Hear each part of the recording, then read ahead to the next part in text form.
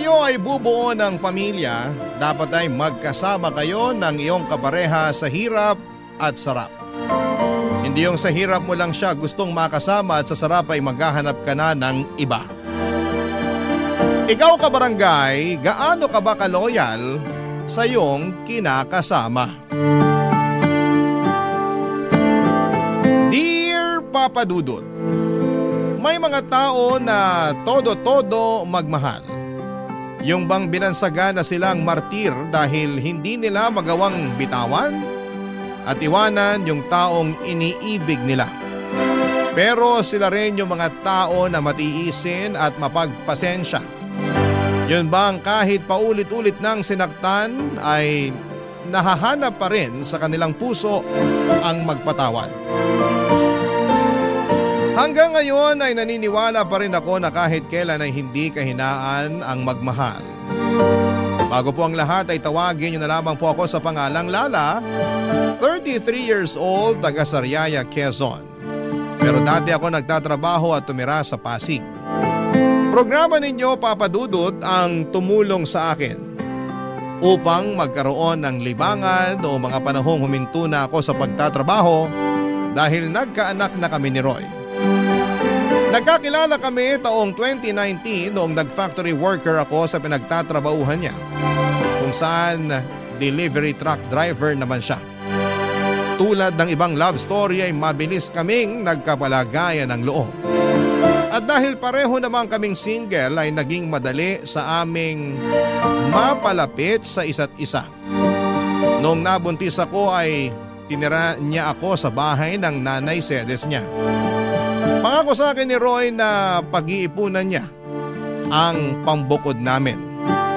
Umasa ako sa sinabi niya pero nagtatlong taong gulang na lamang ang anak namin ay hindi pa rin kami nakaalis sa poder ng nanay niya, Papa Dudut.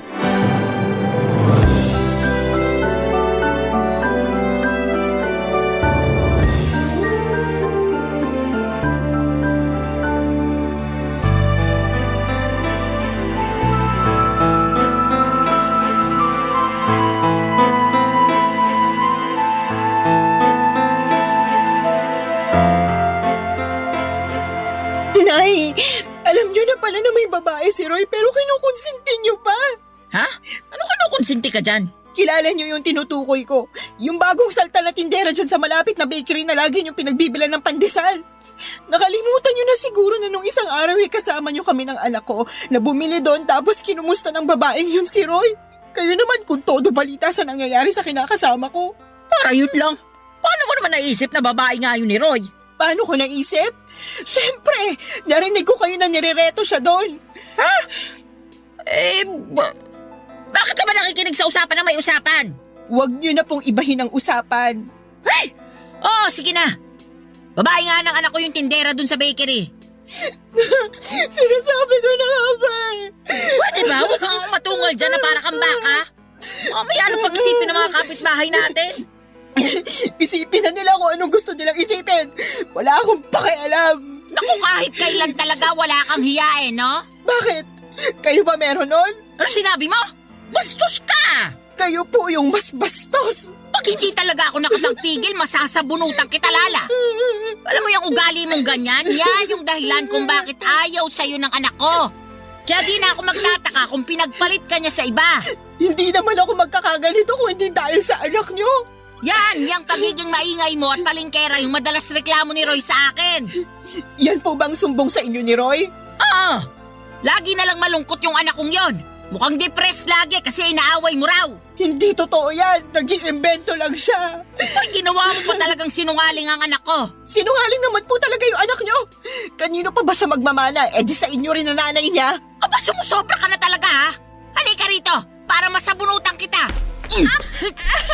Aray ko, Nay! Nasasaktan po Dapat ako! lang yan sa'yo. Di ba naman masyadong matalin ang dila mo? Ay! Sumusobra ka na talagang babae ka. Kayo po yung sumusobra. Kayo ni Roy. Dapat talaga iwanan ka na ng anak ko eh. Kung tutuusin, wala naman siyang mapapala sa'yo. Paano walang mapapala? Dahil ba wala akong trabaho? Ah! Kawawa naman ang Roy ko? Mag-isang kumakayod para sa inyo ng anak mo.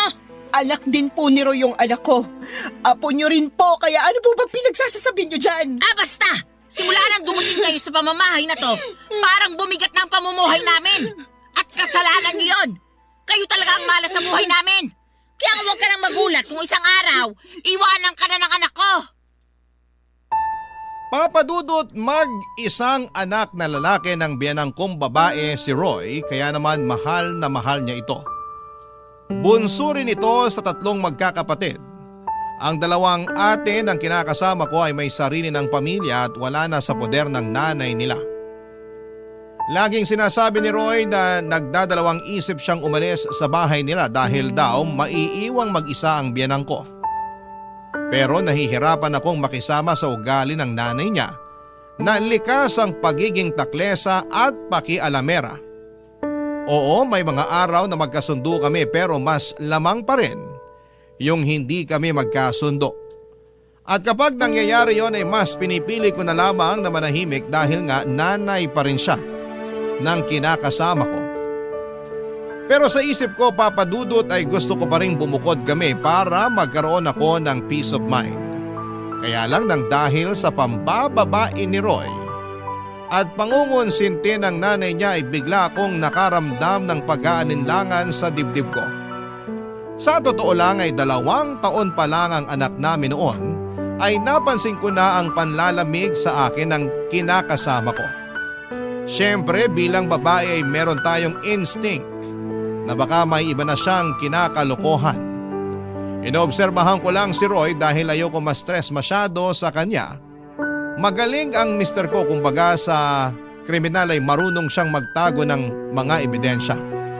Pero wala namang lihim na hindi nabubunyag at nadagdagan lang ang sama ng loob ko sa pangungonsinti ng nanay niya. Kaya nga hindi ko na napigilang sumabog ng araw na yon at manibugho, Papa Dudut.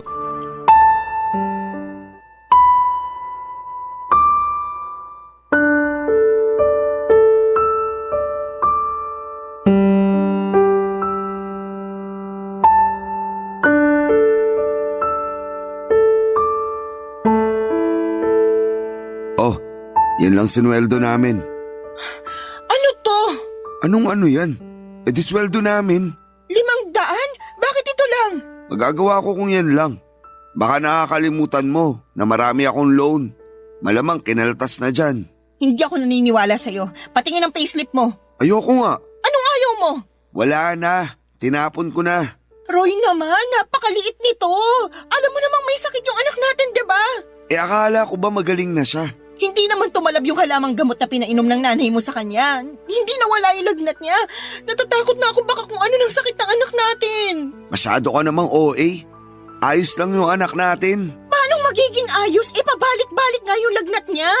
Tsaka ako pa talaga yung OA, ha? Para ka namang hindi nag-aalala sa anak mo. Nag-aalala rin ako. Pero anong magagawa ko kung yan lang ang sinahod ko? Pagkasyain mo na lang. Dalhin mo sa public hospital o center yung anak natin. Doon mo ipa-check up. Baka nga makalibre ka pa. Sige, susubukan ko. Ganyan nga. Subukan mo rin manghingi ng libreng gamot. Malamang bigyan ka rin doon. Oh, ano pang binubuntong hininga mo dyan? Akala mo ba hindi na ako nakakahalata? Nakakahalata sa ano ba? Na palagi na lang kakarampot yung perang binibigay mo sa amin ng anak ko. Anak naman ng teteng. Di ka ba nakinig? Sabi ko, kaltasan ngayon. Kaya yan na lang natira. Ang sabihin mo, binigay mo yung pera mo dun sa babae mo. Ha? Ano bang pinagsasasabi mo dyan? Kunwari ka pa. Akala mo yata hindi ko alam na naglalandian kayo ng tindera dun sa bakery na laging pinagbibilan ng nanay ng pandesal. Oh, paano naman tayo napunta dun? Huwag mo akong gawing tanga. Wisit naman, Lala. Ano bang iniiyak-iyak mo? Nakuha mo ba akong tanungin alam mo naman sa sarili mo yung dahilan? Araw-araw na lang na ginawa ng Diyos na pinararamdam mo sa akin na hindi mo na ako mahal. Pero alam mo yung mas masakit? Pati yung anak mo na sarili mong dugot laman wala ka na rin pakialam. Pwede ba? Pagod ako ha. Galing na nga ako sa trabaho oh. Bad trip na nga ako na maliit sweldo ko tapos mas babad tripin mo pa ako. Galing daw sa trabaho, lukoy mo lelang mo. Aba, Talaga naman. Akala mo talaga sa akin pinanganak kahapon, ano? Tingnan mo nga, anong oras na? 12:00 na ng madaling araw. Sinabi mo sa akin kanina na tuwing gantong araw wala kayong delivery sa malayo. Kaya wag na wag mong maidadahilan sa akin na dun ka ginabi. Sabihin mo inuna mo pang pumunta sa babae bago umuwi rito sa bahay. Ay, nakakasira ka talaga ng ulo na babae ka. Dami mong alam. Dami mong satsat. Bakit? Dahil ba 500 lang binigay ko sa'yo? Isa na rin yun sa mga dahilan.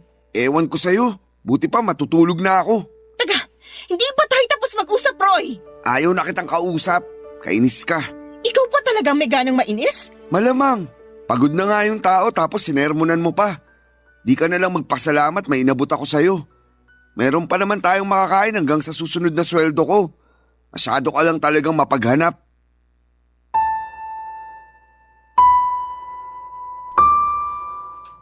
Papadudot, kahit na hindi aminin ni Roy na may iba siyang babae ay ramdam ko na meron talaga.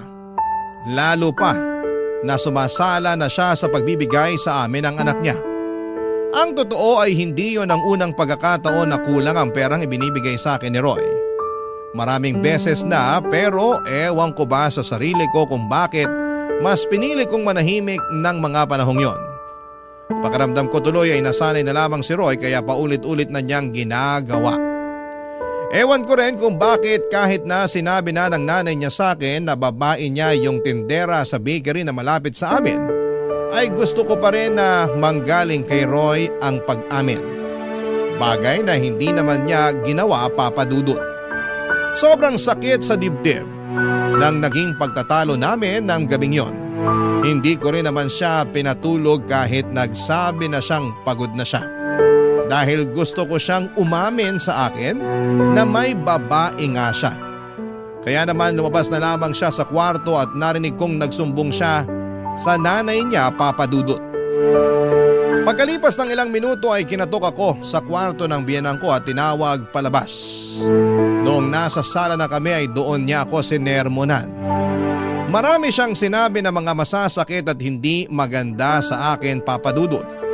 Halimbawa na noon ay masyado raw akong mapaghanap samantalang hindi naman ako ang nagtatrabaho. Sinabi rin niya na kung totoong may pinagkakagasosang ibang babae si Roy ay kasalanan ko naman daw dahil hindi na ako kaakit-akit sa paningin ng asawa ko. Ininsulto na naman niya ang katawan ko na masyado raw mataba kaya nagawa akong ipagpalit, Papadudot. Barangay Love Stories. Barangay Love Stories. Papadudot, akala ko ay kaya kong patawarin si Roy sa pambababae niya. Ang akala ko ay magagawa kong magpakamartir alang-alang sa binuo naming pamilya. Ang akala ko ay kaya kong isantabi na may kahati kami sa kanya pero hindi pala. Nasusuka ako sa isiping may sinisiping siyang iba bukod sa akin at nagagalit ako dahil wala siyang pakialam sa amin ng anak niya. Paulit-ulit niya akong tinatarantado. Alam din ng mga dati naming katrabaho at malapit kong kaibigan sa factory ang pagiging malapit ni Roy sa mga babae. Since hindi na ako nagtatrabaho doon ay silang nagbabalita sa akin kapag may kinakalokohang babae ang kinakasama ko. Ilang beses na rin nila akong ni-real talk na hiwalayan ko na si Roy. Pero hindi ko pa kaya. Dahil nga sa ayokong masira ang pamilya namin. Bukod doon ay ayoko ring lumaking walang kinikilalang tatay ang aming anak, Papadudot.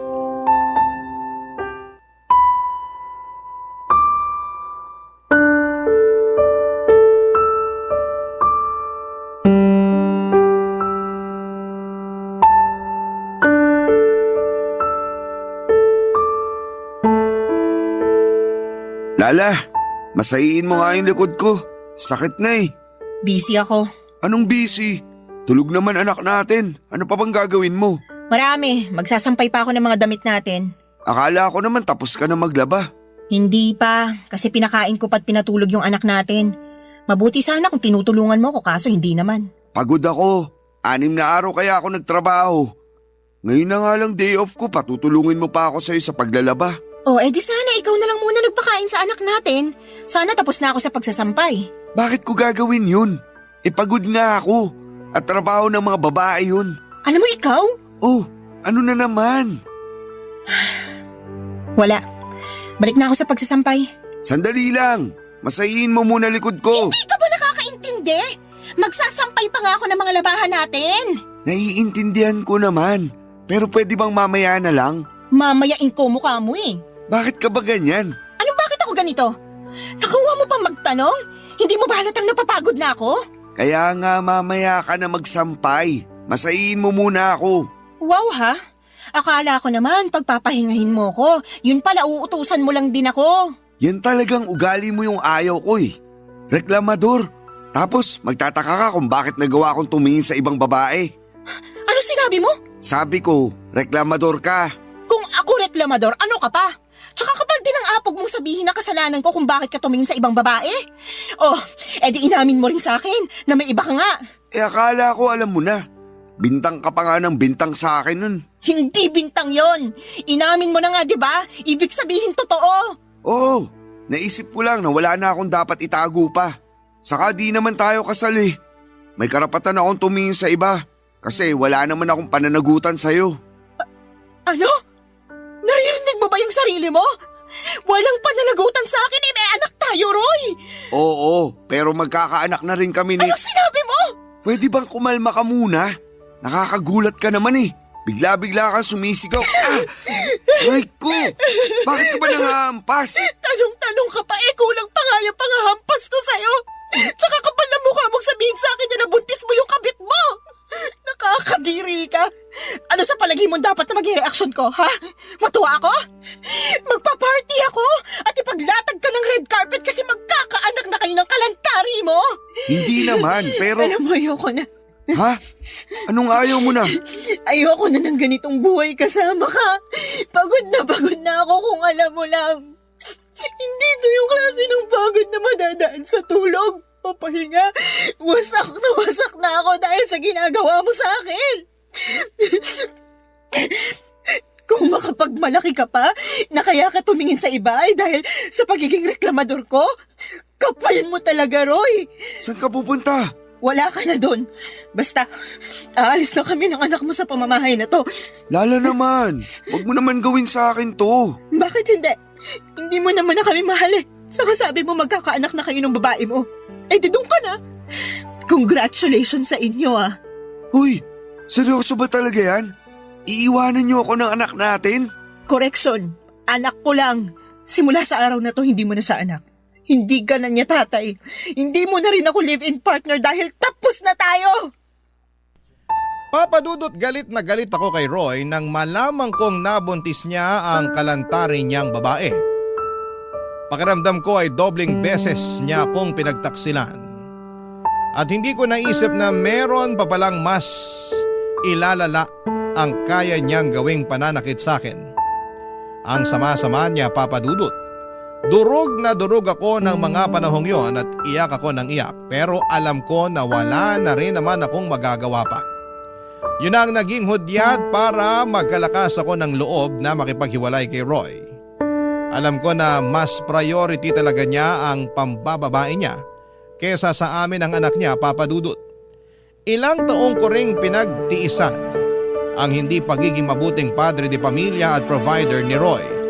Dagdagan pa ng pangungonsinti ng nanay niya na sobrang perpekto sa mga ginagawang kabalbalan ni Roy, Papadudot.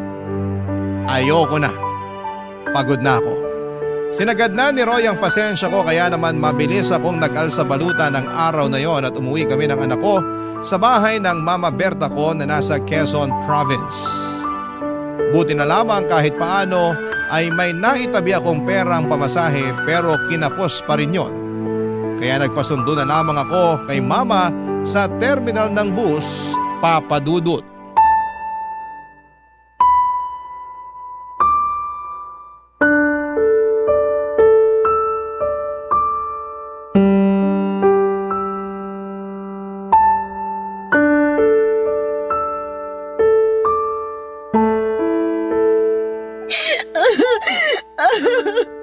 Kung hindi pa naman tinamaan yung Roy na yan. Halika, samahan mo ako sa kanila dun sa Pasig. Puputulin ko yung pagkalalaki niya. Wag na po. Tsaka ayoko na rin pong bumalik sa kanila. Pwes, ako ang babalik para maipaghiganti kita. Hindi na po kailangan. Ayoko na po ng gulo. Ewan ko, hindi ako mapakali. Gusto kitang ipaghiganti. Sobrang sama ng ginawa ng Roy na yun sa'yo, nak. Tapos pati nanay niya kinukonsinti siya. Ano talaga naman? Opo, inahayaan niya ng babae yung anak niya. Pinalalabas na kasalanan ko kasi marami raw akong pagkukulang. Babalatan ko sila ng buhay mag-ina eh. Kailan pa nila ginagawa yun sa'yo? Matagal ko na pong nararamdaman na may babae si Roy. Pero nito lang sa umamin at ang masahol pa, nabuntis na raw niya. Matagal na pala pero tiniis mo lang. Ayoko lang kasing masirang pamilya namin eh. Ayokong mawalan ng tatay ang anak ko. Mas mabuti pang lumaki na walang kinikilalang tatay yung anak mo. Kesa meron nga pero nuknuka naman ang katarantaduhan. Buti naman natauhan ka na, Lala. Kaya nga po, mali ko lang kasi pinatagal ko pa. Hinayaan ko dahil umaasa ako na sa huli. Kami pa rin ang anak niya yung pipiliin niya. Hindi niya kayo deserve ng anak mo. Kaya tama lang na iniwan mo ng lalaking yon. Magsama sila ng babae niya. Pero kung may pagkakataon lang talaga, gusto ko siyang bigyan ng kaliwat kanang sampal at sisikmuraan ko rin para magtanda. Pag nakisali nanay niya, papangahan ko. Manaman eh. O bakit? Magaling kaya ako manuntok. Alam ko po, pero hindi na kailangan. Sabi ko nga po, ayoko na bumalik sa kanila. Karma na lang po bahala na maghiganti para sa amin ng anak ko. Sa bagay, naniniwala pa naman ako dyan sa karma. Yung bang kapag gumawa ka ng masama, doble o triple na masamang karma rin babalik sa'yo? Buti na lang talaga naisipan mo ng hiwalayan ng manlolokong yun. At umuwi kayo rito ng apo ko. Kasi welcome naman kayo rito sa bahay. Salamat, Ma. At sorry din dahil ang tanga-tanga ko. Dapat noon ko pa ginawa na makipaghiwalay kay Roy. Hindi na sana ako nasaktan ng gusto. Hayaan mo na. Nangyari na eh. Tsaka sabi mo ayaw mo namang masirang pamilya nyo. Ayaw mong mawalan ng tatay yung anak nyo. Ibig sabihin, nilaban mo. Pero si Roy talaga yung may diferensya rito. Kulang yata sa bakuna yung taong yun eh. Pareho sila ng nanay niya may pagkasintu-sinturin. Pag naligaw talaga yun dito sa Quezon, makakatikim mo sa akin ng suntok sa muka. Paawat na po kayo. Hindi ko lang matanggap na ginano nilang kaisa-isang anak ko. Yun ay kinagagalit ko. Sana naiintindihan mo. Wala namang magulang na naghahangad na masaktan ng iba mga anak nila. Naiintindihan ko po kayo. Kaya lang bilang anak, ayoko naman na mapahamak kayo sa kagustuhan yung maipaghiganti ako laban sa kanila sakaling mag-cross ulit yung landas namin. Pero sana, wag na talaga kahit kailan. Sana nga. Naniniwala naman ako sa iyo na kaya mong itaguyod ang anak mo eh. Kakayanin ko po. Oo naman. Malakas ka. Matapang kang babae. Ako kaya nanay mo. Tsaka nandito lang kami ng tatay mo para tulungan kang bumangon. Papadudot mabait si Mama at ang kinakasama niya na tinuring ko na rin parang tunay na ama. Dahil hinayaan nila kami ng anak ko na magstay sa bahay nila. Matagal na panahon na rin simula nang umalis ako sa Sariaya para hanapin ang kapalaran ko sa Maynila. Doon ako nakapagtrabaho at nakapagrenta ng maliit na apartment bago ko nakilala si Roy. Wala akong kapatid at wala rin namang anak ang mama ko sa tatay-tatayan ko at tanging pagtitinda lamang ng mga gulay at prutas sa may tabing kalsada ang pinagkakabalahan nila. Kaya naman masayang-masaya sila dahil umuwi kami ng anak ko. Sa paglipas ng mga araw ay sinabi ko sa sarili ko na gusto ko na lang mag-focus sa pag-move on kay Roy at intindihin ang anak ko. Kaya nga kahit masakit, mahirap at nakakatakot ay sinimulang kong umusan. Butit nandyan ang mama ko na handang umalalay sa akin at sa loob nga lang ng isang buwan ay unti-unti ko nang naibabalik ang dati kong pagkatao na sinira at winasak ng dati kong kinakasama, Papa Dudut. Barangay Love Stories. Barangay Love Stories. Papadudot, mabilis na lumipas ang 2 buwan. Masasabi ko na gumanda na ang disposisyon ko sa buhay at oo, nandun pa rin yung kirot at panghihinayang para sa pangarap kong pamilya na kasama si Roy. Pero iniisip ko na lamang na baka hindi talaga kami ang tinadhana para sa isa't isa. Saka sabi rin ni Mama, mas mabuti na maghiwalay kami kesa habang buhay akong mag-suffer na kasama siya. Feeling ko kasi ay mamamatay talaga ako sa konsumisyon sa dati kong kinakasama, Papa Dudut. Bukod sa pag-aalaga sa anak ko ay tumutulong ako kina Mama at Papa sa pagtitinda. Masaya ako dahil nagkaroon ako ng bagong pag-asa sa buhay matapos ng pinagdaanan kong kabiguan. At kapag naiisip ko ang karanasang kong yon, ay natatawa na lamang ako sa sarili ko dahil hinayaan kong mamalagi ako ng matagal sa ganong klase ng sitwasyon. Pero sa bagay, nagmahal lang naman ako at kahit kailan ay hindi yon kahinaan o kasalanan. Kaya lang isang araw ay nakatanggap ako ng tawag sa cellphone mula sa isang unknown number. Hindi ko na sana sasagutin pero nasagot ko pa rin, Papa Dudut. Ganon na lamang ang gulat ko nang ang nanay ng dati kong kinakasama na si Roy ang nasa kabilang linya. Binalita niya sa akin na may sakit daw ang anak niya at kailangan nito ng tulong at pag-aalaga ko. Pinababalik nila ako sa bahay nila sa Pasig pero hindi ako pumayag, Papa Dudut. Binabaan ko ng cellphone ang nanay ni Roy at makaraan lang ang 3 araw ay gulat na gulat ako nang pumunta siya sa bahay namin sa Sariaya, Quezon.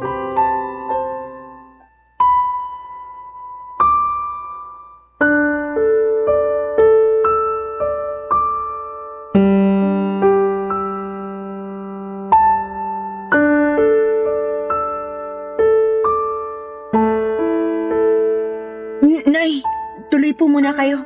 Kala ko hindi mo na ako papapasukin dito sa bahay niyo. Tagal mo akong tinitignan sa harap ng pinto eh. Pasensya na po, nagulat lang ako. Siguro hindi mo akalain na makikita kita, no? Ganun na nga po. Maupo po muna kayo, ikukuha ko kayo ng juice. Ay, hindi na kailangan. Wala rin naman akong planong magtagal pa rito sa bahay niyo. Lala, may bisita ka pala? Ay ma, kayo pala. Ikaw ang nanay ni Lala? Oo. Eh ikaw, sino ka? Ako si Sedes, nanay ni Roy. Roy? Yung manloloko? Hinay-hinay ka sa pananalita mo tungkol sa anak ko, ha? Ikaw ang maghinay-hinay. Baka nakakalimutan mo nasa pamamahay kita. Ay, talaga naman. Lala, pagsabihan mo nga yung nanay mo, sabihin mo, matutong rumispeto. Opo. Wow! Ako pa pala ang walang respeto rito, Sedes. Baka nakakalimutan mong ikaw at ang magaling mong anak ang hindi rumispeto sa anak kong si Lala. Akala mo ba hindi ko alam ang panloloko ng anak mo sa anak ko? At pati na rin pangungunsinti mo sa kalokohan ng Roy na yon. Ha? Ano sinasabi mo? Ma, huwag niyo na pong awayin si Nanay Sedes. Anong magawain na isa tong malakas ang loob pumarito sa bahay natin? Ano bang ginagawa mo rito, ha? Ano? Ito kasing anak mo si Lala. Kausap ko lang nung nakaraan sa cellphone. Pero binabaan ako ng tawag. Buti na lang alam ng anak ko kung saan yung bahay nyo. Kaya pumunta na ako. O bakit ka pumunta rito? Gusto ko lang pabalikin si Lala sa bahay namin. Kailangan siya ng anak ko. Ano ka mo? Tama ba yung narinig ko? Oo! Di pa naman siguro mahina ang pandinig mo, no? Hindi pa. At malakas pa rin ako manuntok. Mama naman, huwag niyo na pong patulan si Nanay Sedes. Eh nakakapikon yung matandang yan eh. Lakas na loob pumunta rito sabihin bumalik ka na rin sa kanila? Aba sinuswerte lang? Nay, diba? Sinabi ko na po na ayoko nang bumalik sa bahay niyo. Ayoko nang makita si Roy. Tapos na kami simula nang mabuntis niya yung babae niya. Nandun na tayo, pero may sakit yung anak ko. Kailangan ka niya. Hindi po akong kailangan niya. Doktor ang kailangan niya kung may sakit siya. Tumpak! Pampira naman, no, Lala. Hindi ka ba talaga magpapakiusapan? Hinahanap ka nga ng anak ko. Ang gusto niya, alagaan mo siya. Parang wala kayong pinagsamahan ng anak ko, ah. Bakit ako? Nasaan yung babaeng nabuntis niya? Doon siya magpaalaga, hindi sa akin. Tungkol sa bagay na yan, wala na. Hiwalay na sila matapos makuna ng babae. Kaya nga nagkasakit si Roy kasi nagluluksa siya sa namatay niyang anak. Oh, di ba? Ang bilis ng karma talaga. Ma, please, wag na po kayo magsalita dyan. Kaya ko na to. Sorry po, Nay Cedes. Pero hindi ako tagapag-alaga ng anak niyo. Oo, nakakalungkot yung nangyari sa baby nila ng babae niya. Pero labas na po ako doon. Hiwalay na kami ni Roy, tapos na kami. Wala na rin akong responsibilidad sa kanya. Papadudot galit na galit ang nanay ko na pinaalis ang nanay ni Roy sa bahay namin. Pero syempre naawa pa rin ako sa kanya dahil magulang lang din siya. Na nag-aalala sa kanyang anak, kaya lang ay desidido na akong hindi bumalik sa bahay nila para alagaan ang dati kong kinakasama. Tama na kami ni Roy at hiwalay na kami. At hindi rin naman ganong kadaling kalimutan ang mga ginawa niya sa akin pati na rin ang nanay niya. Sa isip ko ay napaka-unfair nila kasi pag sa hirap ako ang gustong kasama. Pero kapag sa sarap ay iba. Nakakagalit at alam kong hindi ko yon deserve. Kaya nga pinagdasal ko na lamang na sana'y gumaling si Roy sa kanyang karamdaman pero wala na akong plano na bumalik sa buhay niya. Masaya na ako kasama ang anak ko at ang mga tao na totoong nagmamahal at nagpapahalaga sa akin. Mabilis na lumipas sa mga araw at paulit-ulit pa rin akong tinetext ng nanay ni Roy na puntahan ko siya sa bahay nila para alagaan si Roy. Kesyo, hinahanap daw ako ng anak niya pero wala na akong pakialam pa. Kinatagalan ay tumigil na rin si Nanay Sede sa pagte-text sa akin. Siguro'y nagsawa na din o di kaya ay tinanggap na lamang niya ang desisyon ko. Nagdaan pa ang isang buwan at lumuwas ako noon sa Pasig para magninang sa binyag ng anak ng dati kong katrabaho. Noong nasa bahay nila kami pagkatapos ng binyagan sa simbahan, nagulat ako kasi nandun si Roy na bigla na lang daw pumunta dahil sigurado raw siya na pupunta ako. At binalita niya sa akin na magaling na siya sa sakit niyang pulmonya, papadudot.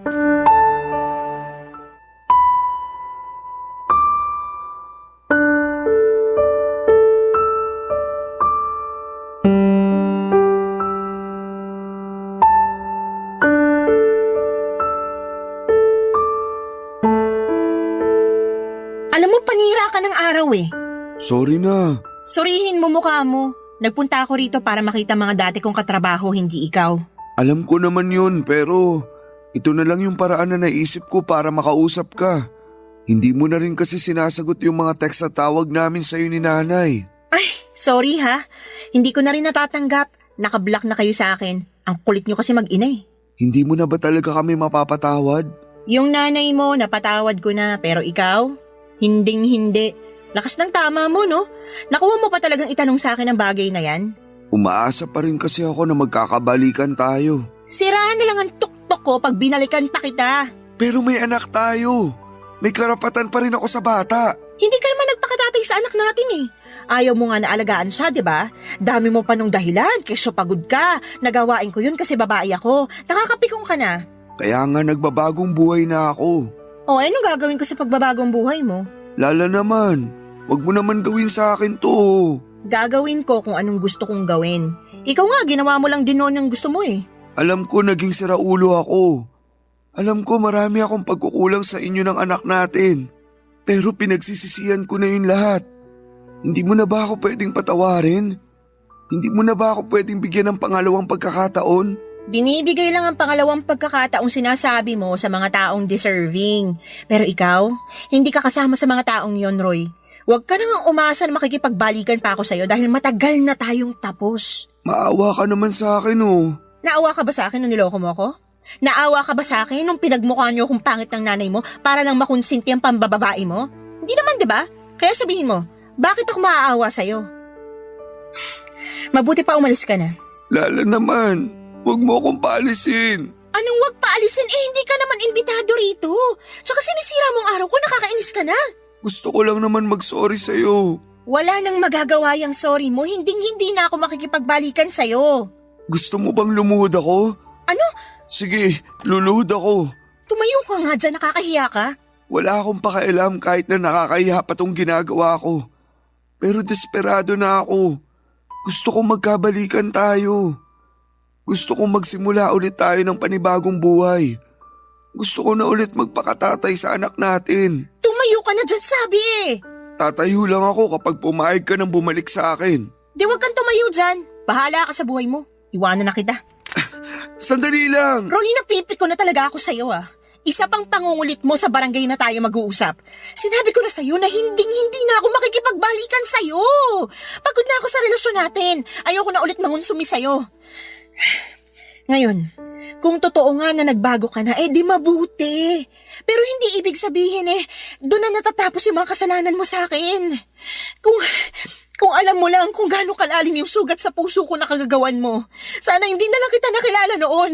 Sana hindi na lang kita minahal.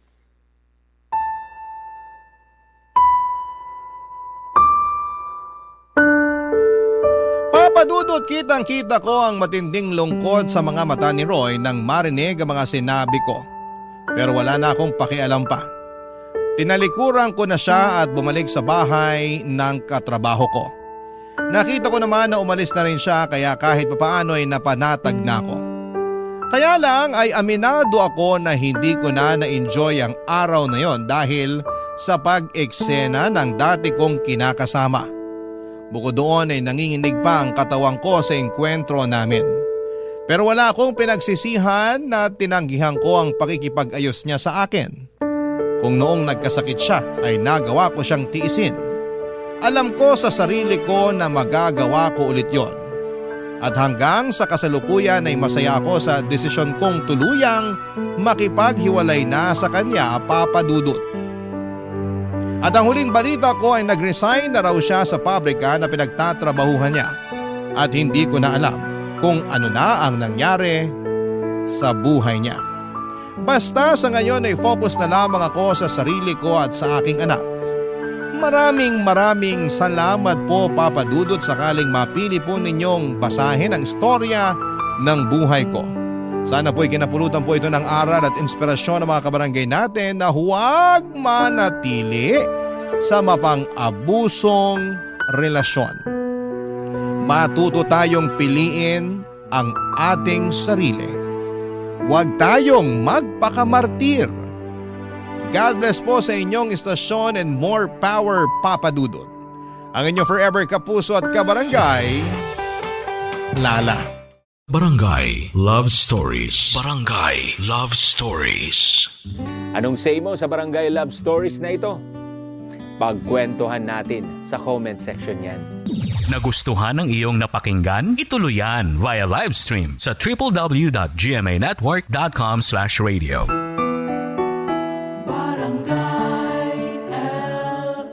In Mega Manila, 97.1. Forever! Ang mga kwento ng pag-ibig, kwento ng buhay, at kwento ng pag-asa dito sa Barangay Love Stories. Love Stories.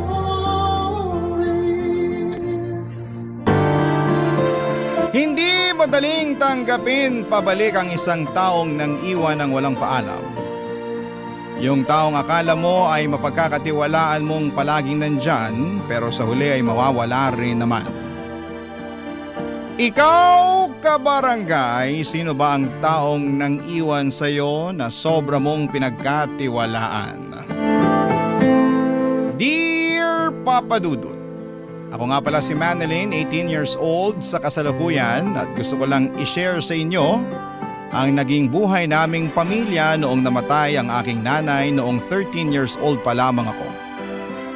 Hindi madaling mawala ng magulang sa murang edad, Papa Dudut.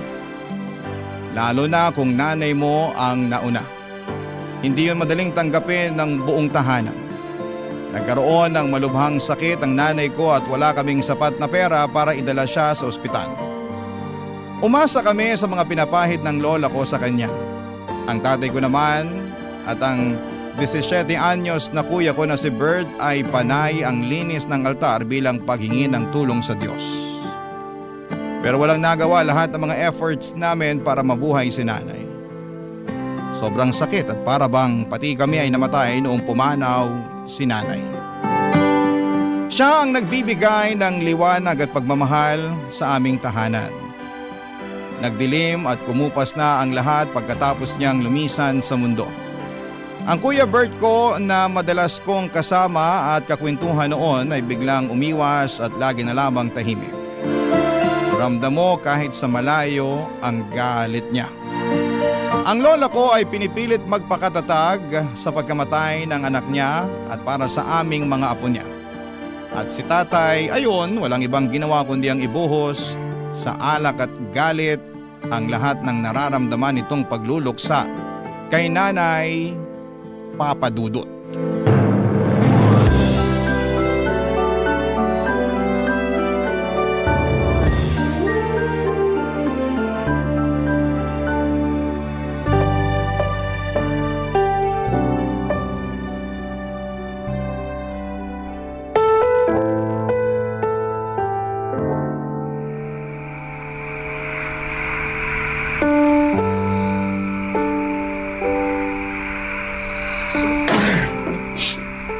Nay! Manilin! Bert! Andyan ang tatay mo. Oo. Nandito lang pala kayong maglola sa kwarto eh. Anong ulam? Wala nang natira para sa'yo. Pinakain ko na lahat sa mga anak mo. Langya naman. Ako nagtrabaho para sa ulam na yon, pero ako pa tong naubusan? Eh kung umuwi ka lang sana ng maaga, di sana nakihati ka pa sa mga anak mo kanina. At para sabihin ko sa'yo, pinagkasya ko lang ang kakaunting ulam na yon para sa aming tatlo. Inutang ko pa yun sa karinderya kanina dahil wala ka namang iniwang pera. Eh sa wala nga eh. Anong magagawa ko? Ganon na lang ba yon? Pag wala na, di nagagawa ng paraan. Eh para naman tanga to si nanay oh. Paano pa nga magagawa ng paraan pag wala na? Oy, Manilin. Ipagtimpla mo na nga lang ako ng kape sa kusina. Kung meron mang makukut-kut doon, kahit isang pandesal o bahaw, ibigay mo na sa akin. Opo, tay. Hindi ka aalis dito sa kama, Manilin. Matulog ka na. Huwag mo naman ako bastusin sa harapan ng bonso ko, Nay. Eh para namang hindi ako ang haligi ng tahanan dyan sa pinapakita ninyo. Ikaw ang nagpapakita na hindi ka haligi ng tahanan na ito. Ano bang nangyayari sa'yo? Mula nung namatay ang asawa mo, wala ka ng ibang ginawa kundi lumaya sa bahay na ito. Lagi kang nasa inuman. Kailangan ka pa naming sunduin ni Bert pag nalalango ka na sa alak. Hindi ka ba nahihiya na ganyan ang inaasal mo sa harapan ng mga anak mo? Bakit? Gusto ko ba maging ganito? Gusto ko ba mawala ng asawa? Gusto ko ba mawala ng pag-asa sa buhay? Hindi ka dapat mawala ng pag-asa. May mga anak kang umaasa sa'yo. Oh, paano na sila nito? Paano sila makakakain? Paano makakapasok sa eskwela kung walang baon? Kahit pamasahe man lang. Kahit piso, wala kang iniiwan para sa kanila. Babawiin na lang ako sa susunod. Nako, ganyan din ang sinabi mo nung isang linggo. Anak, umaandar ang orasan. Hindi yun hihinto dahil sa kahihintay sa'yo na makabawi sa mga anak mo. Eh ano ang magagawa ko? Tinanggal ako dun sa tindahan na pinapasukan ko. Tinanggal? Ano na naman bang ginawa mo? Nagnakaw ako ng isang delata. Gutom na ako nun eh. Hindi ko na napigilan ang sarili ko. Hindi ko naman alam na isusumpong pala ako ng kasamahan ko. Para sa isang delata lang, hindi na sila naawa. Mali pa rin ang magnakaw. Isang delata lang yun, Nay. Hindi yun kawalan sa kanila. Mayayaman yung mga yun, nakakaangat kaysa sa akin. Isang delata lang yun. Pero kung hatakin nila ako palabas ng tindahan, akala mo, bilyon na ang ninakaw ko. Kahit na, anak. Ano na, Manilin? Hindi ka pa pabangon dyan para ipagtimpla mo ng kape tong tatay mo? Kailangan pa bang kalad ka rin din kita palabas tulad ng ginawa nila sa akin doon sa tindahan? Ano? Sagot! Takot na takot noon ang pakiramdam ko nang pandilatan ako ni tatay ng mga mata niya. Hindi ko alam kung susunod pa ako sa kanya pero tumingin si Lola sa akin at saka tumango. Isang senyales para sumunod na ako sa tatay ko. Pagkalabas ko ng kwarto ay agad na sinarado ni Lola ang pintuan. Pakiramdam ko ay may pag-uusapan silang importante at hindi ko yon pwedeng marinig. Kaya nga siguro ako pinilit ni tatay na magtimpla ng kape ay para hindi ko marinig ang pagkadurog ng pagkalalaki niya dahil hindi na siya matibay na haligi ng aming tahanan.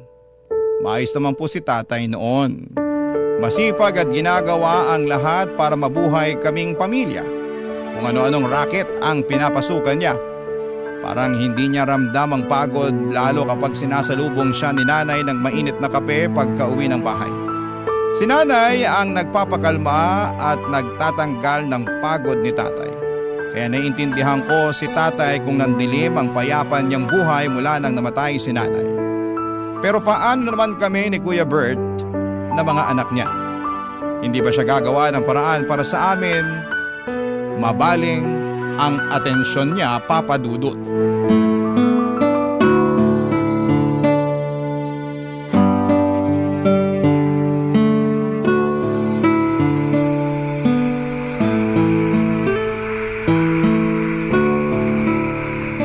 Lola, Manilin, apo. Ano yon? hindi pa ba uuwi si tatay? Aha? Uuwi yon.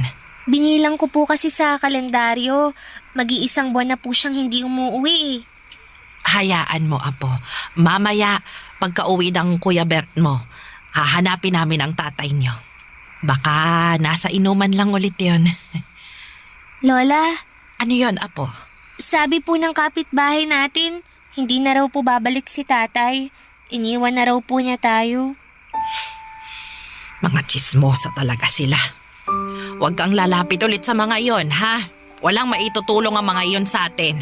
Gusto lang nilang makitang nasisira ang buhay ng iba. Baka totoo naman po kasi ang sinasabi nila. Kasi kung gustong umuwi ni tatay, dapat dati pa. Tsaka konti na lang po yung naiwang damit niya sa cabinet eh. Yung iniwan pa niya, yung mga hindi na niya sinusuot. Babalik yon, apo. May tiwala ako. Kung sakaling hindi na po siya babalik, paano po tayo? Makakayanan natin ito. May awa ang Diyos. Pwede po kayang bumali sa awa ng Diyos. Gutom na po kasi ako, Lola eh. Baka pwedeng ngayon na maawa ang Diyos. Tapos na kasi ang tanghali eh. Pero kahit almusal, hindi pa ako nakakakain. Nag-iisip pa ang lola mo kung saan tayo kukuha ng pambili ng pagkain, ha? Kahit ako, gutom na rin. Lola, Apo, nakautang ka ba sa ninang Joy mo? i-advance na lang daw niya ang regalo sa akin sa Pasko.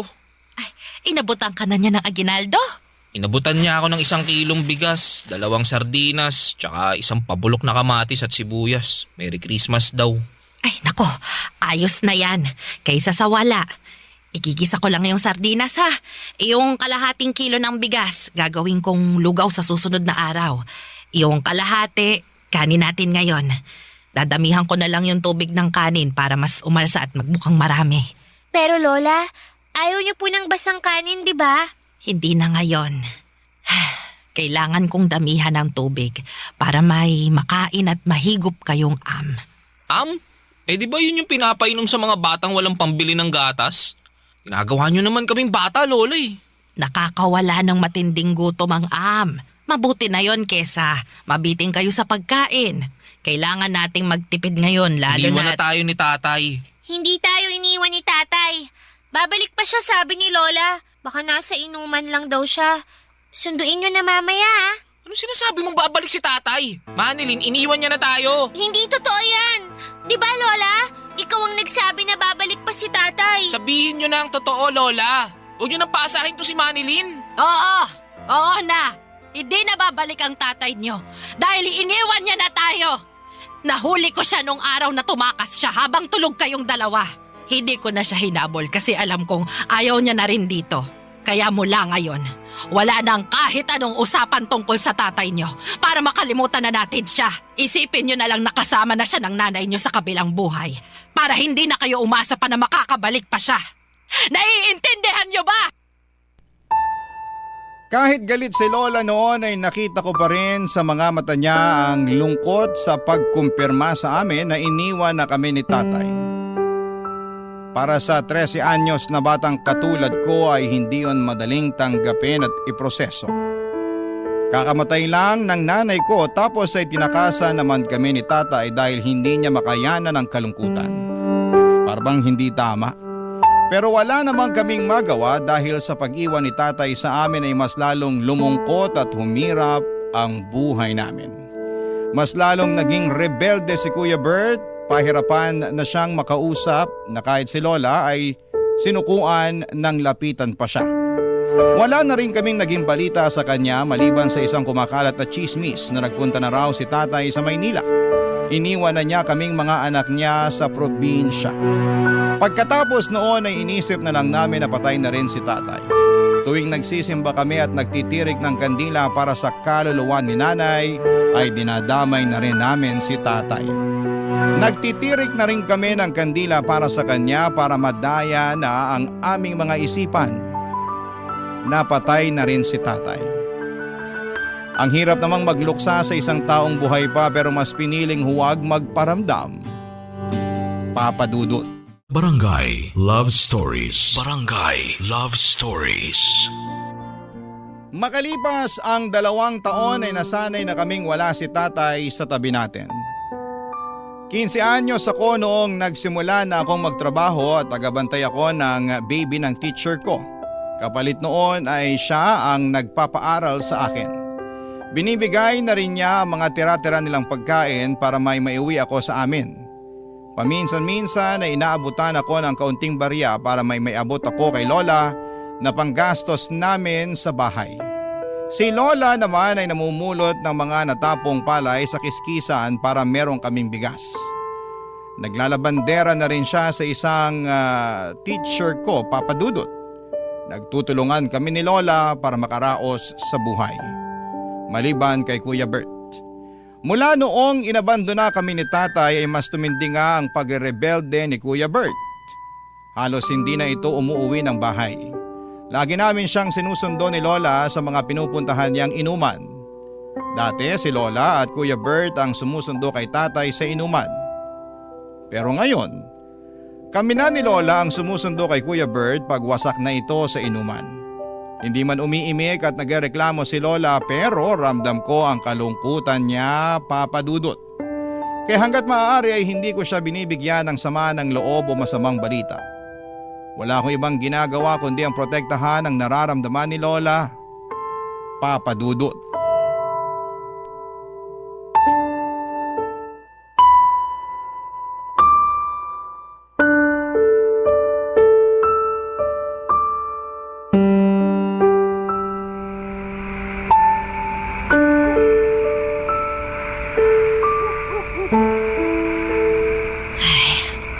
Buong araw ako sa kiskisa ng palay.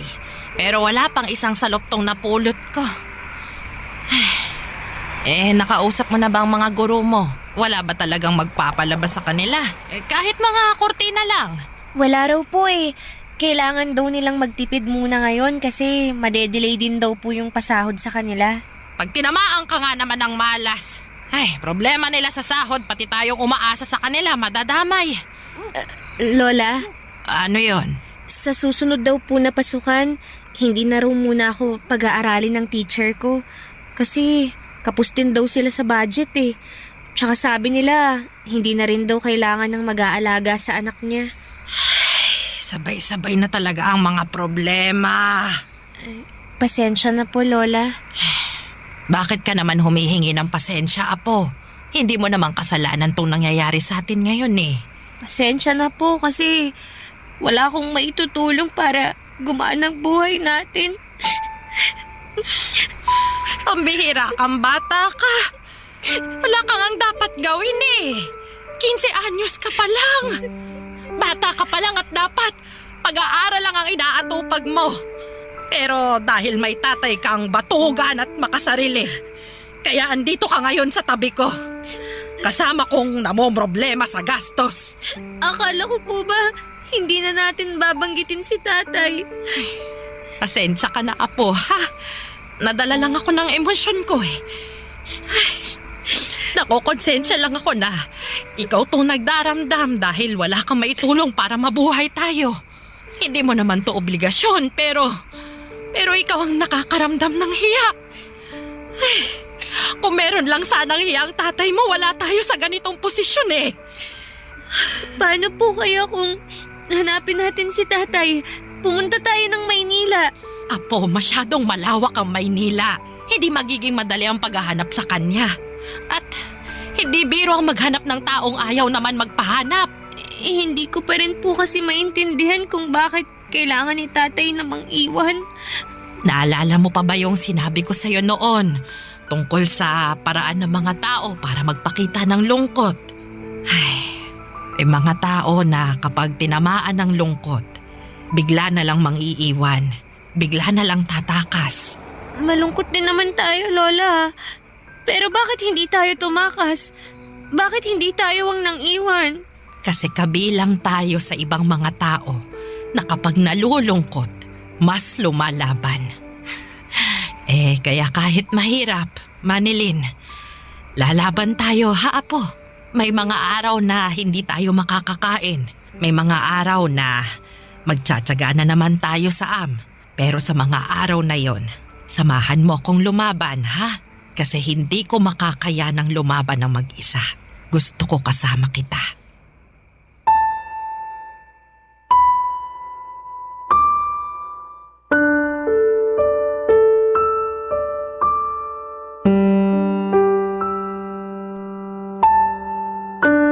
Habang naglalakad ay may nadaanang kaming simbahan, Papa Dudut.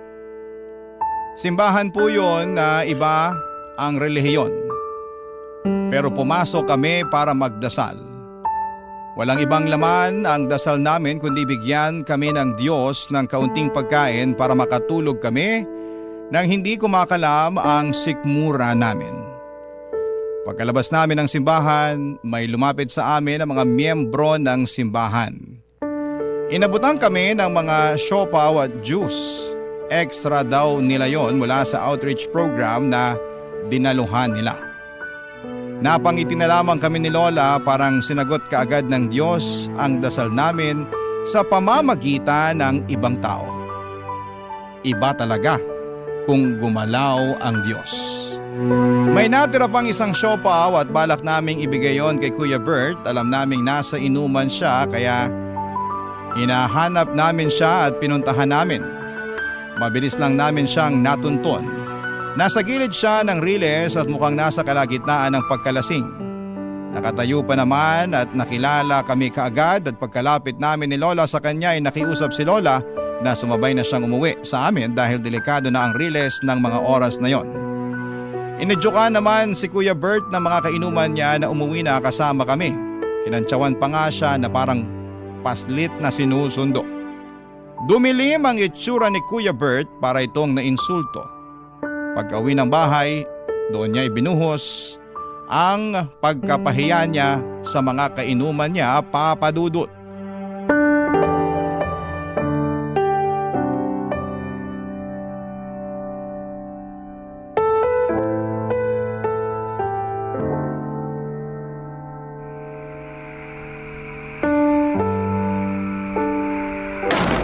Ayo, masaya na kayo maglola na napauwi niyo na ako. Oo, masaya kami. Kasi makakatulog na kami nang hindi nag-aalala kung saang lupalop ka na naman ng mundo nakarating. Bakit kailangan niyo mag-alala? Alam niyo naman kung saan ako mahanap palagi, di ba? Kung saan may alak, nandun ako. Doon niyo ako maaamoy. Naku, ikaw talagang bata. Mabuti pa, Kuya Bert. Matulog ka na para mawala na yung kalasingan mo. Huwag mo nga akong utusan, Manilin, ha? Ako kuya mo. Hindi kita inuutusan. Gusto ko lang magpahinga ka para makapagpahinga na rin kami ni Lola. Di magpahinga kayo. Kailangan ba may grupang pagpapahinga? Hawak ko ba yung mga talukap niyo sa mata para pigilan kayong matulog? Apo, gusto lang naming makasabay ka magpahinga. Gabi na rin. Nakakahiya sa mga kapitbahay kung madidinig nila tayong nagpapataasan pa ng boses dito. Gusto mo bang maging laman na naman tayo ng usapan dyan sa kanto? Ano ba pakialam nila? Hoy, mga chismoso't pakialamerong mga kapitbahay! Good evening! Kuya Bert, ano ba? Nag-ieskandalo ka na naman eh. Kami na naman ni Lola ang mapapahiya sa ginagawa mo. Alam mo, para kasi nanay nung nabubuhay pa eh. Bungangera ka! Pagtimpla mo na nga lang ako ng kape ko. Abutan mo rin ako ng anumang pwedeng makutgut dun sa kusina. Dali na, Manilin! Alam mo, para kang si tatay. Ano sabi mo? Bert, Manilin, matulog na kayong dalawa, ha? Bukas din hindi nyo na maiisip tong Walang matutulog hanggat hindi ko natuturuan ng leksyon tong si Manilin. Bakit mo ako tuturuan ng leksyon? Di ba para yun sa mga nagkakamali? Wala namang mali sa sinabi ko Totoo namang para ka ng si tatay. Basta gulero, lasinggero, walang kwenta. Bastos na bata ka! Bert! Bakit mo sinaktan ang kapatid mo? Manilin, Apo, ayos ka lang ba? Di lang yan ang aabutin mo, Manilin. Sa susunod na bastusin mo pa ako. Di kita pinastos! Nagsabi lang ako ng totoo! Tama na, Manilin. Ha? Parang awa mo na, Apo. Tama na, Apo. Nasasaktan ka ba sa katotohanan, Kuya Bert? Habang tumatagal, kumagaya ka na kay tatay. Wag na wag mo akong ikukumpara sa walang kwenta nating ama, ha? Hindi ako katulad niya. Tama na! Tama na ako! Bawiin mo ang sinabi mo! Hindi! Ayoko! Talagang gusto mong masaktan palalo, ha? Ako na lang ang babawi! Hindi ka katulad ng tatay mo, Bert! Hindi! Kaya tama na! Huwag na kayo magsakit ang magkapatid! Noong nabubuhay pa si nanay, madalas namin siyang kasama ni Kuya Bert sa paglalakad tuwing hapon. Ito ang paraan ni nanay para makausap kami ng kalmado ni Kuya Bert. Para may malaman siya tungkol sa mga pinagkakaabalahan at nararamdaman namin. Napakasaya noong buhay pa si nanay, Papa Dudut. Hindi kami nagtatrabaho ni Kuya Bert at ini-enjoy lang namin ang pagkabata. Lagi kami sa bubungan tuwing gabi at sinusubukang bilangin kung gaano karami ang mga bituin sa langit. Pero mula nang namatay si nanay ay hindi na kami umakyat pa ni Kuya Bert sa bubungan. At ewan ko kung bakit parang wala na akong nakikitang bituin sa kalangitan. Parang lagi na lang madilim. Paborito ni Kuya Bert si nanay, kay nanay nagsusumbong si Kuya Bert. Oras na magkausap na silang dalawa ay makikita mo na agad ang ngiti ni Kuya Bert. Pero mula noong namatay si nanay ay hindi ko na ulit nasilayan ang ngiti niya. Mas lalo lang nabaon sa limot ang mga ngiti ni Kuya Bert nang inabandona kami ni tatay. At hindi namin alam ni Lola kung posible pa kaming makapag-alok ng magandang dahilan para maibalik ni Kuya ang dating ngiti niya, Papa Dudut. Barangay Love Stories. Barangay Love Stories. Dumaan ang 3 taon at wala pa rin nagbago sa kalagayan namin ni Lola at Kuya Bert. Kapos pa rin at hindi masaya. Mabuti na lamang talaga at meron kaming sariling bahay. Malit man ang aming bahay na minana pa namin sa lolo namin ay ayos lang. Kung wala ang bahay namin yon ay baka matagal na kaming naging palaboy. At sa paglipas nga ng mga taon ay naging ganap na akong dalaga. 18 at nasa tamang edad na ako para magdesisyon para sa sarili ko. At higit sa lahat ay para makakuha ng trabaho na may totoong pasahod. Sa ika-18 na kaarawan ko nga, imbis na mag-celebrate ng aking debut ay mas pinili kong maghanap ng trabaho sa bayan. Pero wala akong nahanap. Dahil bukod sa hindi ako nakapagtapos ng pag-aaral ay wala rin daw akong masyadong experience sa mga totoong trabaho. Pauwi na sana ako sa amin nang biglang may lumapit sa akin na isang bakla. Isa raw siyang talent manager at inalok niya akong magtrabaho bilang isang modelo sa isang website daw. Wala akong alam at wala akong naiintindihan sa mga sinasabi niya. Hanggang sa pinaliwanag niya na malaki ang kikitain ko kapag nag-post ako ng mga sexy pictures sa website nila. Ang website nila ay tambayan ng mga ibang lahi. Noong una hindi po ako komportable sa trabahong inaalok niya pero noong binulong na niya kung magkano ang kikitain ko sa bawat post ko ng sexy picture, bigla ay parang gusto ko nang sunggaban ang alok nito. Pero kinailangan ko munang sabihin yon sa lola ko, Papa Dudut.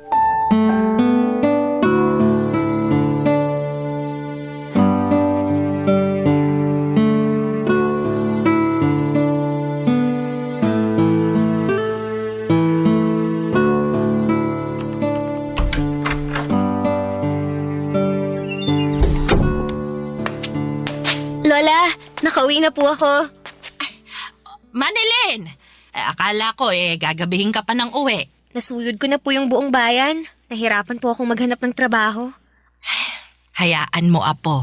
Sa susunod, meron na magtitiwala sa'yo na aluking ka ng trabaho. Ay, gutom ka na ba? Kasi may inabot sa aking pansit bihon yung mga taga-barangay hall. Natira daw nila mula sa birthday nung sekretarya ni Kapitan. Halika na, samahan mo akong kumain habang mainit pa yung pansit. Pero Lola, ang totoo po niyan meron pong nag-alok sa akin ng trabaho. Aha! Bakit hindi mo sinabi agad? Ayun naman pala! Saan ba yan, ha? Anong trabaho? Anong gagawin mo? Magkanong sahod? Malaki po ang pasahod. Doon ako sigurado. Salamat po, Diyos ko!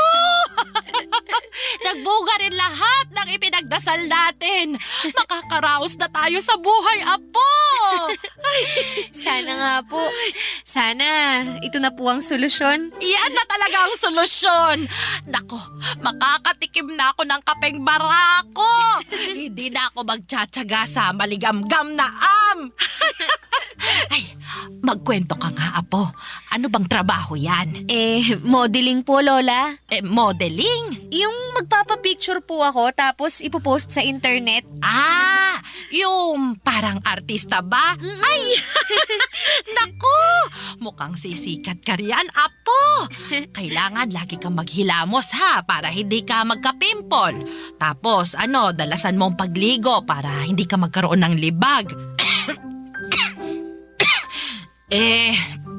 Ano bang klaseng mga litrato raw bang kukuhanan sa'yo? Lola, bale, sexy po. Sexy na pictures. Sexy na picture? Opo, tapos ipopost daw po sa internet. Pag nakita yun ng mga ibang lahi, pwede nilang bilhin yun. May komisyon ako sa bawat sexy picture na yun, Lola. Sabi nung baklang manager sa akin kanina, marami na raw siyang alaga na nakapagpatayo ng bahay dahil naging model sila. Gusto ko rin nun, Lola. Mapapalaki na natin tong bahay. Mapapalitan na natin yung mga butas na bubong. Makakabili na tayo ng bagong ref. Tsaka pupunuin ko yun lagi ng pagkain. At yung kape nyo, di ba? Matagal nyo nang gustong makatikim ng kapeng barako. Makakabili na tayo nun kahit walang okasyon. Ganun kalaki ang kikitain ko sa pagmamodel, Lola. Apo, hindi ko yata gusto ang pagmamodel-model na yan, Parang mali, Maglalagay ka ng mga sexy na litrato sa computer? Sa internet po. Sa internet at pagpepiestahan nyo ng mga ibang lahi. Hindi naman pagpipiestahan, Lola. Hindi naman ako parang handa sa piyesta na matitikman nilang lahat. Alam mo na kung anong ibig kong sabihin, Apo. Di ba, Lola? Ang tagal na nating pinagdarasal na umasenso. Baka ito na po yung sagot ng Diyos sa mga dasal natin. Ito na yung blessing niya para sa atin. Ito yung sagot. Yung magpapakita ka ng katawan mo sa ibang tao. Ay, kailan pa ginawang blessing yun ng Diyos, ha? Lola, kailangan ko tong tanggapin. Kasi kung hindi, anong kakainin natin bukas? Kaya niyo pa bang humarap sa mga tindahan dito sa barangay natin para mangutang? Kaya niyo pa bang tiisin yung masasakit nilang salita at irap habang inaabutan kayo ng mumurahing sardinas? Kasi ako, Lola, ayoko na. Para maiba naman ang kapalaran natin. Maiba ang kapalaran. Gusto mo nang makasalan ng kapalaran. Yun ba, Manilin? Ako ayoko. Hindi ko hahayaan na gamitin mo ang katawan mo para mabuhay tayo. Hindi bali nang may butas ang bubungan natin. Hindi bali nang hindi ako makatikim ng kapeng barako o makaranas ng ref na puno kahit pa mas lumabo ang mga mata ko kakapulot ng mga butil ng palay sa kiskisan. Ayos lang. Basta wag mo lang ihain ang katawan mo sa ibang tao. Yun na nga ang kinakatakutan ko, Papa Dudut. Ang pagtanggi ni Lola sa plano ko. Wala rin naman akong nagawa at sinunod ko pa rin ang gusto niya. Masyado nang maraming pinagdaanan si Lola sa buhay. Ayoko na yung dagdagan pa, kaya naman binako na rin ang number ng baklang manager na nakausap ko. para hindi na ako matukso na lapitan siya para ibenta ang mga picture ng hubad na katawan ko. Habang tumatagal ay naiintindihan ko na si Lola mahirap ang buhay, oo, pero hindi magandang solusyon ang iladlad ko ang hubad kong katawan sa ibang tao para pagnasaan. Kaya naman bumalik na lamang ako sa mas alam kong trabaho, ang maging kasambahay. Maswerte na lang at natanggap akong kasambahay sa isang konsihal namin. Ayos na ang pasahod, stay in ako at 2 araw lang ang day off ko sa loob ng 1 buwan. At ginagamit ko ang day off na yon para umuwi kay Lola at iabot ang naipong kong sahod. Halos lahat ng sahod ko ay inaabot ko kay Lola dahil wala naman akong ginagastos sa trabaho ko. Libre naman po ang lahat, Papa Dudut. Kaya natutuwa si Lola kasi nagkakaroon na ng laman ang ref namin kahit na hindi yon masyadong napupuno tulad ng pangarap namin. Hindi na rin niya sinosobrahan ang tubig ng sinaing para magkaroon ng am. Kahit papaano ay umaayos na ang buhay namin. Hanggang isang araw sa pag-uwi ko sa bahay ay ginulat ako ng mga nabalitaan ko.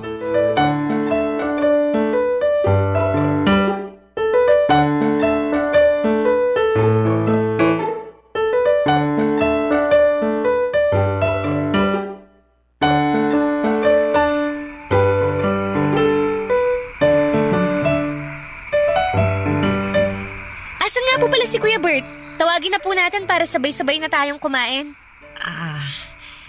Manilin, Apo, Bakit po, Lola? mag-iisang buwan na kasing hindi umuwi ang Kuya Bert mo. Ano? Baka nasa inuman lang ulit yun. Alam niyo namang kailangang laging sunduin yun para makauwi eh. Ay nako, tara po at sunduin na natin siya para makakain na po tayo. Puntahan ko ng lahat ng tinatambayan niya tuwing nakikipag-inuman siya. Wala siya roon, kahit sa Riles, wala. Sa pulis siya na tayo lumapit. Magpatulong tayo para mahanap si Kuya Bert. Naku naman, Lola. Bakit kasi ngayon nyo lang to sinabi sa akin? Binilhan ko nga kayo ng cellphone para balitaan nyo ako sa mga nangyayari dito sa bahay habang wala ako eh. Ayaw lang kitang mag-alala sa paglalayas ng Kuya Bert mo. Paglalayas? Ibig nyong sabihin, alam nyong naglayas si Kuya Bert? Oo, Apo. Bakit daw? Nag-away ba kayo ulit? Anong nangyari? Kasi, Apo, may bumalik dito. Bumalik? Ay, nandito na ako. Umutang ako ng pakbet para makakain naman tayo ng gulay. Bayaran nyo na lang kapag nagpadala ulit si Manilin. Tay, anong ginagawa mo rito? Manilin, anak. Mabutit nakauwi ka na. Lola, anong nangyayari?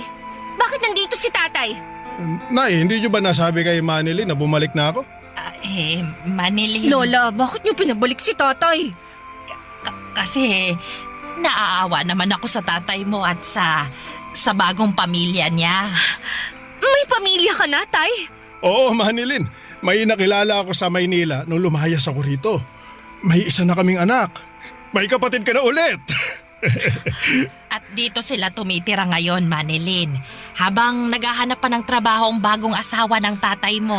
Nalaman ko na maayos daw ang pasahod sa'yo bilang kasambahay, ha? Kaya nagpapasalamat ako kasi nakakatulong ang sahod mo para maambunan kami ng pamilya ko. Salamat, Manilin, ha? Salamat at hindi ka gumaya dun sa kuya mong si Bert. Mayabang, walang utang na loob ang kuya mong yun. Alam mo bang ang sasakit ng mga sinabi niya sa akin nung pinatuloy ako rito ng lola nyo? Ayun, nung walang kumampi sa kanya, lumayas bigla. Mabuti na rin yun para mabawasan naman ang pinapalamon mo rito sa bahay. Balita ko lumaking basagulero yung Bert na yun. Mabuti na lang, meron pa akong anak na katulad mo. Matino at saka responsable.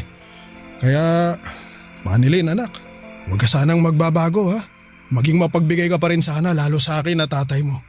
Wala na akong ibang makakapitan kundi ikaw lang. Masyado na akong matanda para maghanap ng trabaho.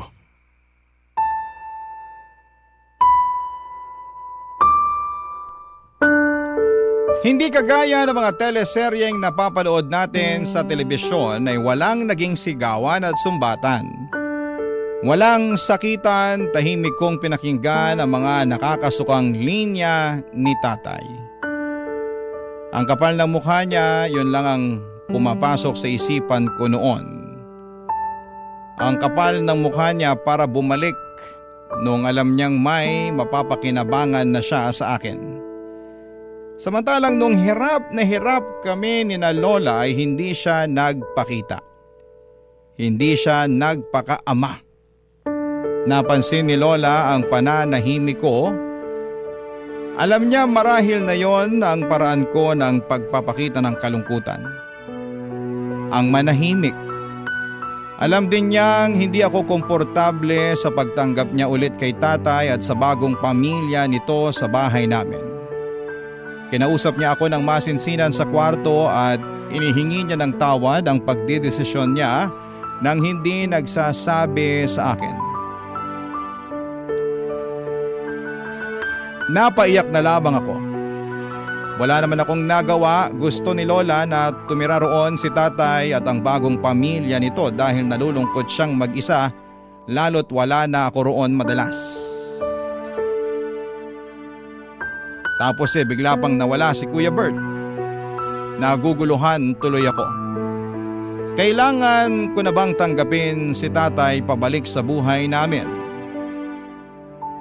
Kailangan ko na ba siyang patawarin? Kasi sa totoo lang, hindi ko pa kaya. Tuwing nakikita ko siya ay kumukulo ang dugo ko lalo na kapag naaalala ko kung paano niya kami inabandona noong mga panahon na nagluluksa kami kay nanay at noong mga panahong wala kaming makain. Pero masaya si Lola tuwing kasama si tatay at ang bagong pamilya niya.